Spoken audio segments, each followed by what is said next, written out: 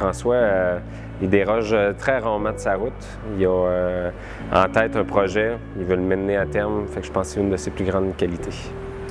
C'est sûr que c'est un homme qui est quand même assez réservé dans un sens qui c'est difficile d'approche à la base. Quand on le connaît, c'est un homme qui donnerait tout. C'est sa proximité, parce que certains employés qui ont quitté l'entreprise parce qu'il y avait des nouveaux projets, et il est allé faire du mentorat un petit peu pour eux autres. Puis ce que je me dis, c'est un employé qui quitte, techniquement, ça se termine là.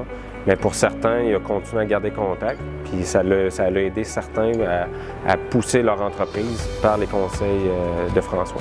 C'est quelqu'un de très discret, François. Puis je pense que beaucoup de gens le savent qu'il est discret. Puis un élément qui ressort, qui est la preuve de sa discrétion, c'est demandez-lui une carte d'affaires. Vous allez voir, son nom est là, mais son statut de président n'est pas là. Il n'a pas écrit président, parce que pour lui, c'est pas tant le titre qui est important, c'est plutôt les actions que tu poses. Je dirais de François qui encourage beaucoup l'ambition. Il encourage les gens à se démarquer.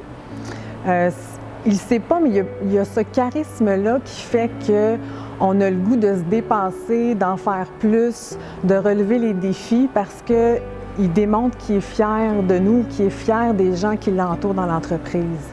Fait que c'est vraiment une des raisons pourquoi j'aime beaucoup travailler avec lui.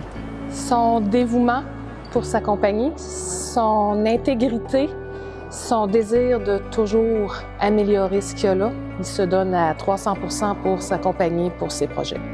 À l'époque, non.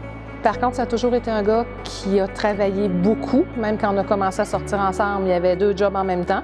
Donc, il a toujours travaillé beaucoup. Il s'est toujours dévoué dans tout ce en quoi il croyait. Donc, je savais qu'il pourrait aller loin, qu'il allait continuer. Si c'est pas un gars qui est assis dans le divan, là.